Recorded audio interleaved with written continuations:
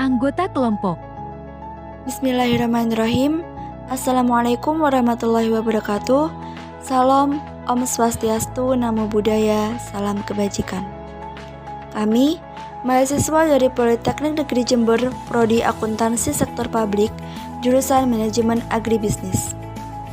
Video ini dibuat untuk menyelesaikan salah satu tugas kelompok dari mata kuliah Akuntansi Lembaga Keuangan dengan dosen pengampu Bu Oriza Ardiariska, SE, SSI, MST. Dan kami dari kelompok 4 akan membahas mengenai peran pasar modal dalam mendorong pertumbuhan ekonomi dan investasi di Indonesia.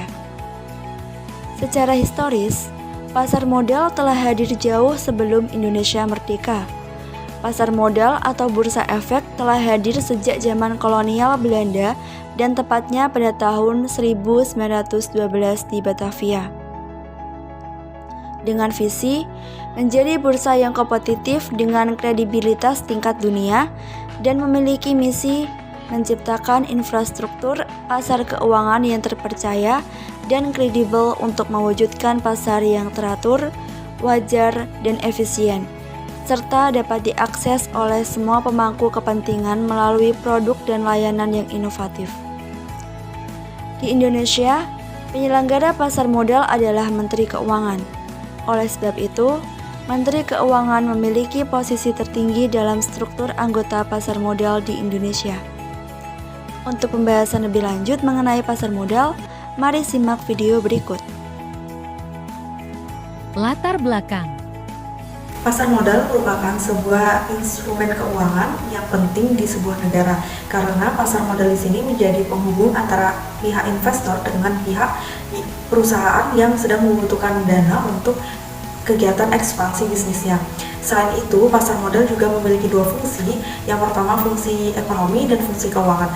Fungsi ekonomi pasar modal di sini berarti pasar modal menyediakan tempat atau memfasilitasi para investor untuk bertemu dengan perusahaan yang sedang membutuhkan dana atau para pengusaha yang sedang membutuhkan dana. Yang kedua, fungsi keuangan. Fungsi keuangan di sini yaitu pasar modal nantinya akan memberikan kesempatan untuk memperoleh imbalan atau return kepada pemilik dana sesuai karakteristik jenis investasi yang dilakukan. Di Indonesia sendiri, perkembangan pasar modal belum berkembang secara signifikan, akan tetapi melalui Undang-Undang Nomor 4 Tahun 1977, pemerintah Indonesia membentuk Badan Pengawas Pasar Modal atau yang disebut dengan BPPAM. BPPAM di sini bertujuan untuk mengatur dan mengawasi pasar modal di Indonesia. Pasar modal di Indonesia terdiri dari dua bursa saham terbesar, yaitu Bursa Efek Indonesia dan Bursa Komoditi dan Derivatif Indonesia. Bursa Efek Indonesia di sini berpusat atau menjadi pusat perdagangan saham dan obligasi, sedangkan Bursa Komoditi dan Derivatif Indonesia menjadi pusat perdagangan komoditi dan derivatif. Pasar modal di Indonesia juga terdapat lembaga-lembaga seperti perusahaan efek, manajemen investasi, dan kustodion. Indonesia sendiri pasar modal sangat berperan penting karena dapat mendorong perekonomian di Indonesia dengan cara memberikan akses perusahaan yang sedang membutuhkan dana untuk memperoleh dana dari para investor. Dengan dana yang diperoleh, maka perusahaan akan dapat memperluas dan mengembangkan bisnisnya. Hal ini dapat meningkatkan pertumbuhan ekonomi karena perusahaan dapat membuka peluang investasi baru dan meningkatkan daya saing di pasar global. Pasar modal juga mempermudah investor untuk memilih perusahaan mana yang nantinya akan diberikan dana, di mana perusahaan yang dipilih di sini adalah perusahaan yang berpotensi untuk memberikan keuntungan yang lebih baik dan lebih sesuai dengan profil resiko yang diinginkan. Hal ini dapat mengurangi resiko investasi dan meningkatkan kepercayaan investor pada pasar modal di Indonesia. Selain itu, pasar modal juga dapat meningkatkan transparansi dan akuntabilitas perusahaan sebagai syarat untuk perusahaan itu go public. Pasar modal juga dapat menjadi sumber pembiayaan alternatif bagi perusahaan. Selain bank, pasar modal juga dapat membantu perusahaan untuk memperoleh dana dengan cara menjual obligasi atau sahamnya. Hal ini dapat mempengaruhi atau mengurangi ketergantungan perusahaan pada peminjaman bank dan meningkatkan keberagaman sumber pembiayaan. Dalam konteks di Indonesia, pasar modal masih memiliki potensi untuk terus berkembang dan memberikan dampak positif bagi perekonomian di Indonesia. Oleh karena itu, diperlukan upaya-upaya untuk meningkatkan partisipasi investor dan perusahaan di pasar modal, serta memperbaiki regulasi dan tata kelola pasar modal yang lebih baik. Next. Baik, terima kasih. Di sini saya akan menjelaskan mengenai peran pasar modal dalam mendorong pertumbuhan ekonomi di Indonesia. Yang pertama yaitu meningkatkan akses pendanaan untuk perusahaan. Mendukung sektor investasi dengan menggunakan instrumen pasar modal adalah salah satu upaya yang dapat dilakukan di Indonesia agar dapat mendorong laju pertumbuhan ekonomi. Pasar modal sendiri juga merupakan instrumen yang sangat penting dalam perekonomian di Indonesia, bahkan di dunia. Karena pada saat ini, pasar modal mampu menjadi jembatan bagi pihak yang mempunyai kelebihan dana dan pihak yang membutuhkan modal. Serta di dalamnya terhubung dengan begitu banyak pelaku ekonomi tanpa batas negara. Oleh sebab itu, sektor pasar modal merupakan salah satu sektor yang sangat diperhatikan di Indonesia dan bahkan di dunia. Pasar modal diharapkan menjadi jembatan untuk meningkatkan perekonomian yang ada di Indonesia. Pasar modal sendiri merupakan jembatan alternatif pendanaan bagi perusahaan dengan cara pihak yang mempunyai kelebihan dana dapat menginvestasikan dana tersebut dengan harapan dapat memperoleh dividen. Sedangkan pihak perusahaan dapat memanfaatkan dana tersebut untuk kepentingan investasi tanpa harus menunggu tersedianya dana dari kegiatan operasi perusahaan. Sehingga perusahaan dapat beroperasi dan berkembang dan pada akhirnya akan meningkatkan pendapatan perusahaan dan kemakmuran masyarakat luas. Perkembangan pasar modal di Indonesia mengalami kemajuan yang sangat pesat. Hal ini membuat investor asing tertarik menanamkan modalnya di Indonesia. Maka hal ini menunjukkan bahwa kepercayaan investor asing terus tumbuh di Indonesia dapat menunjukkan terdapat kemungkinan adanya hubungan antara kondisi perekonomian dengan pasar modal itu sendiri. Selanjutnya. Di sini saya akan menjelaskan tentang penyediaan akses investasi yang menguntungkan. Pemerintah membutuhkan investasi yang besar untuk meningkatkan pertumbuhan ekonomi di negaranya dan memajukan pembangunan. Pemerintah tidak akan mampu untuk melakukan investasi sendiri tanpa dibantu oleh pihak swasta maupun pihak asing.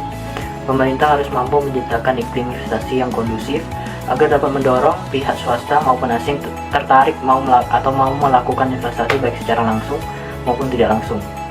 Pasar modal dapat mengatasi permasalahan para investor yang menghadapi kesulitan likuiditas yang terpaksa untuk menarik dana yang telah diinvestasikan pada investasi jangka panjang dengan cara memberikan akses cepat kepada para investor dan secara bersamaan memberikan akses sumber dana jangka panjang bagi perusahaan. Keberadaan pasar modal dapat mendorong spesialisasi dalam perekonomian karena dapat menekan biaya transaksi keuangan.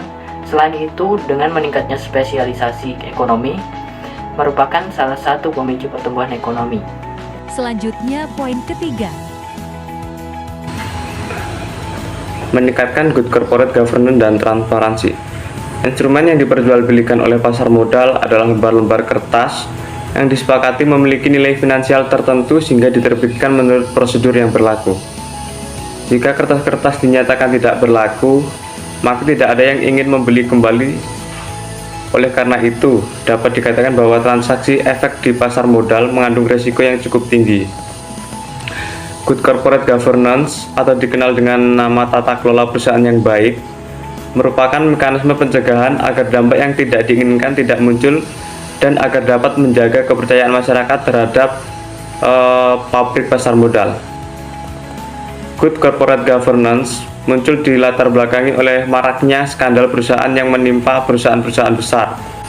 Penerapan good corporate governance perlu didukung oleh 3 pilar-pilar yang saling menghubung, yaitu negara, perangkatnya sebagai regulator, dunia usaha sebagai pelaku pasar, dan masyarakat sebagai pengguna produk dan jasa dunia usaha.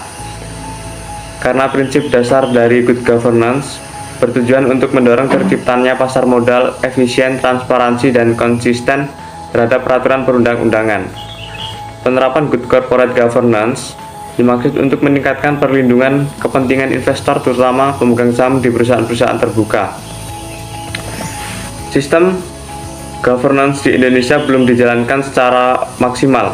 Banyak perusahaan-perusahaan di Indonesia saat ini berlomba-lomba untuk melakukan good corporate governance, tetapi hanya sebatas pada pemenuhan kebutuhan dan tautan bisnis, dan belum menjadi kesadaran secara sukarela sebagai bagian dari etika bisnis. Maka dari itu, dapat dikatakan bahwa implementasi good corporate governance di Indonesia masih tergolong rendah. Praktiknya, good corporate governance di pasar modal sangat penting karena dapat menjadi upaya terhadap perlindungan investor yang akan menjadi tanggung jawab bersama, terutama pemerintah. Dengan perusahaan melakukan go public, maka akan mendapatkan dana dari koperasi yang dapat dimanfaatkan untuk memperkuat permodalan perusahaan. Dengan tambahan modal tersebut, perusahaan mampu berjalan dengan baik dan meningkatkan kinerja perusahaannya. Pembahasan kedua, peran pasar modal dalam mendorong investasi di Indonesia. Manfaat pasar modal bagi negara adalah bisa menarik investor asing untuk berinvestasi di dalam negeri. Jika pasar modal dikelola dengan baik, maka investor asing akan tertarik untuk menanamkan modalnya di Indonesia. Dan apa sih keuntungannya? Dengan adanya investor asing, perusahaan-perusahaan yang ada di Indonesia bisa mengembangkan bisnisnya menjadi lebih luas lagi. Dan perusahaan-perusahaan tersebut akan semakin tumbuh dan berjalan beriringan dengan kemajuan ekonomi suatu negara. Lembaga penunjang pasar modal. Yang pertama, lembaga pasar penunjang perdana. Tugas pokoknya menjamin emisi efek yang bertugas untuk memberikan nasihat mengenai jenis efek yang akan dikeluarkan, harga wajar, dan jangka waktu efek yang bersangkutan. Dalam mengajukan pernyataan pendaftaran emisi efek, membantu menyelesaikan tugas administrasi yang berhubungan dengan pengisian dokumen, pernyataan pendaftaran emisi efek, penyusunan prospektus, merancang spesimen efek, serta mendampingi emiten selama proses evaluasi. Dalam mengorganisasikan penyelenggaraan emisi yang meliputi hal-hal pendistribusian efek dan menyiapkan sarana penunjang. Akuntan publik bertugas dalam melakukan pemeriksaan atas laporan keuangan perusahaan dan memberikan pendapat tentang laporan keuangan tersebut. Memeriksa pembukuan apakah sudah sesuai dengan prinsip akuntansi yang berlaku, serta memberikan petunjuk pelaksanaan cara pembukuan yang baik. Konsultan hukum bertugas dalam meneliti aspek hukum emiten dan memberikan pendapat dari segi hukum tentang keadaan dan keabsahan usaha suatu emiten.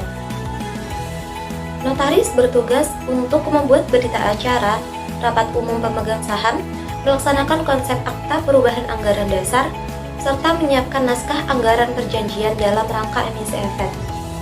Agen penjualan bertugas dalam melayani investor yang akan memesan saham, melaksanakan pembelian uang pesanan kepada investor, serta menyerahkan sertifikat efek kepada pemesan.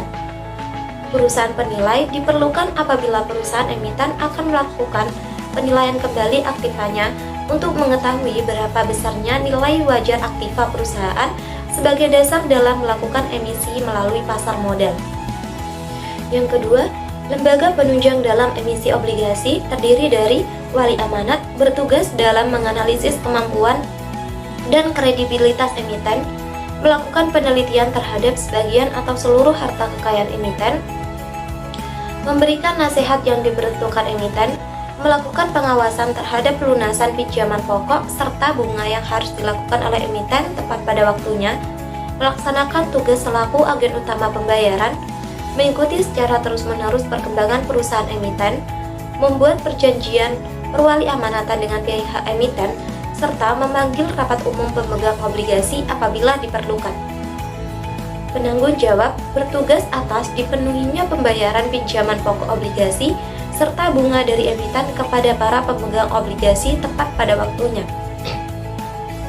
Agen pembayaran bertugas membayar bunga obligasi yang biasanya dilakukan setiap 2 kali setahun dan pelunasan pada saat obligasi telah jatuh tempo. Yang ketiga, lembaga penunjang pasar sekunder. merupakan lembaga yang menyediakan jasa dalam melaksanakan transaksi jual beli di bursa efek, terdiri dari pertama, pemegang efek, di samping melakukan jual beli efek untuk diri sendiri, juga berfungsi untuk menciptakan pasar bagi efek tertentu dan menjaga keseimbangan harga, serta memelihara likuiditas efek dengan cara membeli dan menjual efek tertentu di pasar sekunder. Yang kedua, perantara pedagang efek atau broker, bertugas menerima order jual dan order investor untuk kemudian ditawarkan di bursa efek. Atas jasa tersebut, broker menggunakan fee kepada investor. Yang ketiga, perusahaan efek dapat menjalankan satu atau beberapa kegiatan manajemen investasi maupun penasihat investasi. Keempat, biro administrasi efek, yaitu pihak yang berdasarkan kontrak dengan emiten secara teratur menyediakan jasa melaksanakan pembukuan, transfer dan pencatatan, pembayaran dividen, pembagian hak opsi, emisi sertifikat atau laporan tahunan kepada emiten. Selanjutnya, pembahasan ketiga. Baik, di sini saya akan menjelaskan mengenai tantangan dan kendala dalam pengembangan pasar modal di Indonesia. Sebagai hasil dari globalisasi dan integrasi ekonomi, berfungsinya pasar modal sangat bergantung pada berfungsinya ekonomi nasional, regional, dan internasional. Tingkat pertumbuhan pasar modal juga ditentukan oleh berbagai indikator ekonomi makro, seperti inflasi, suku bunga, nilai tukar, dan ukuran indikator makro lainnya. Ada 3 tantangan dalam pengembangan pasar modal di Indonesia. Yang pertama, masih kurangnya investor dalam negeri. Saat ini, jumlah investor dalam negeri sebesar 3.630.000 orang. Namun, rasio orang dengan penduduk Indonesia 20 juta orang masih terbilang masih kecil. Investor domestik masih dapat menghindari penurunan pasar modal jika investor asing mengarahkan untuk menanamkan modal. Yang kedua, jumlah emiten di Bursa Efek Indonesia atau BEI masih memiliki kinerja relatif sedikit. Jumlah emiten yang terdaftar di pasar modal Indonesia hingga saat ini mencapai 462 perusahaan. Jumlah ini memang besar, namun tidak sesuai dengan instrumen investasi yang ada. Dengan demikian, pasar modal Indonesia masih membutuhkan emiten yang berkualitas, bukan hanya publik saja, dan menghimpun modal dari masyarakat. Yang ketiga, produk investasi pasar modal masih terbatas. Salah satu tantangan yang dihadapi saat ini adalah diverifikasi produk investasi. Penyertaan pada saham dan SBN tetap dominan dengan saham. Meski obligasi korporasi juga masuk, peluang investasi seperti derivatif juga masih terbatas. Selain itu, pengembangan pasar modal di Indonesia menghadapi berbagai tantangan dan kendala. Salah satu masih rendahnya partisipasi masyarakat dalam berinvestasi di pasar modal. Beberapa faktor yang menjadi penyebab rendahnya partisipasi masyarakat diantaranya adalah yang pertama, kurangnya memahami tentang pasar modal. Masyarakat di Indonesia masih kurang dalam memahami tentang apa itu pasar modal dan bagaimana cara berinvestasi di dalamnya. Hal ini membuat mereka enggan untuk berinvestasi karena merasa tidak terlalu mengerti dan takut untuk kehilangan uangnya. Yang kedua, tingginya tingkat risiko. Pasar modal di Indonesia masih dianggap memiliki risiko yang tinggi oleh sebagian besar masyarakat. Hal ini membuat mereka enggan untuk berinvestasi karena takut kehilangan uangnya. Yang ketiga, minimnya literasi keuangan. Masyarakat Indonesia masih minim dalam literasi keuangan, sehingga tidak memahami bagaimana cara mengelola keuangan dan berinvestasi dengan baik. Padahal literasi keuangan yang baik sangat diperlukan untuk dapat berinvestasi dengan bijak di pasar modal. Yang keempat, kurangnya dukungan pemerintah. Pemerintah di Indonesia masih belum memberikan dukungan yang maksimal bagi pengembangan pasar modal. Beberapa kebijakan yang dikeluarkan pemerintah dinilai masih kurang efektif dalam meningkatkan partisipasi masyarakat di pasar modal. Untuk mengatasi tantangan dan kendala tersebut perlu dilakukan beberapa upaya.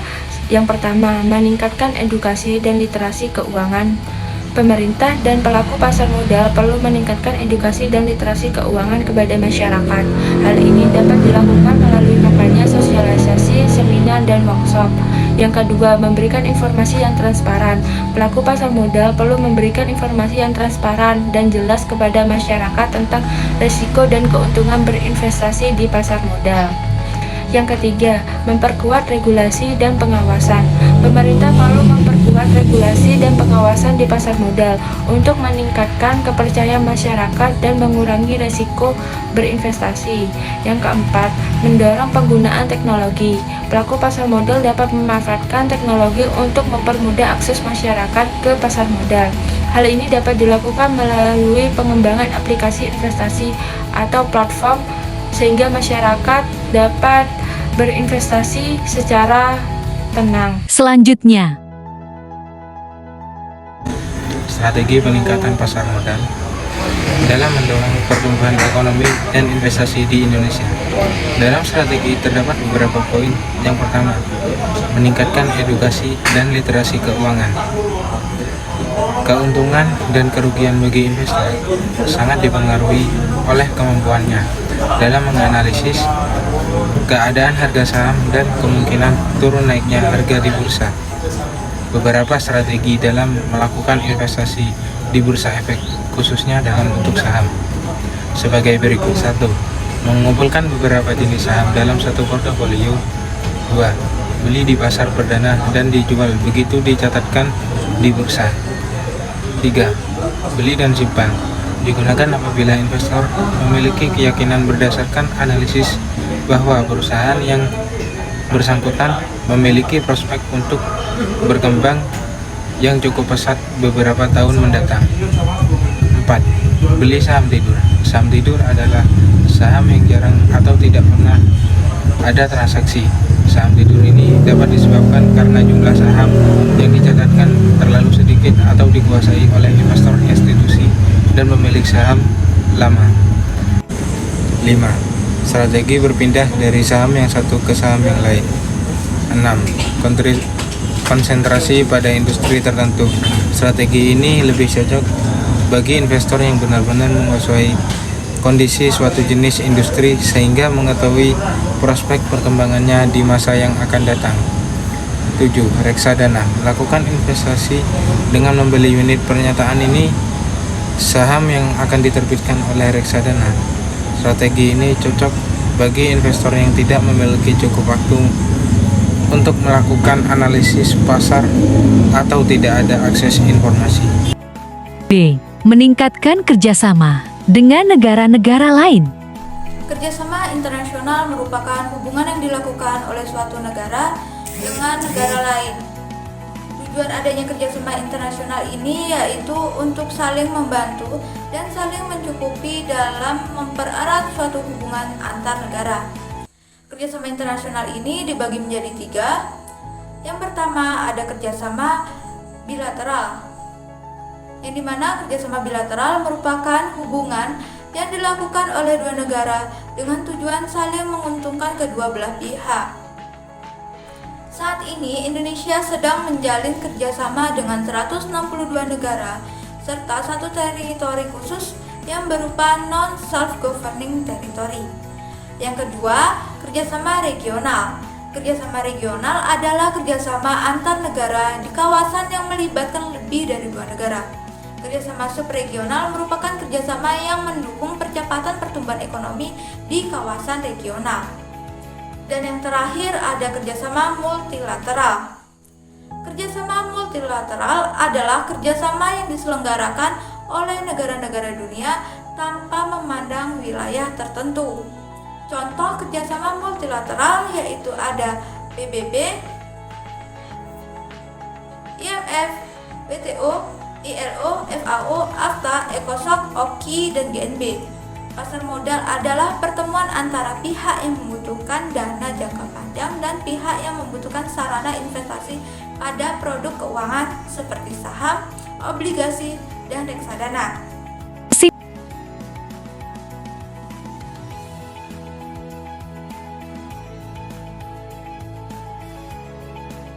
Kumpulan.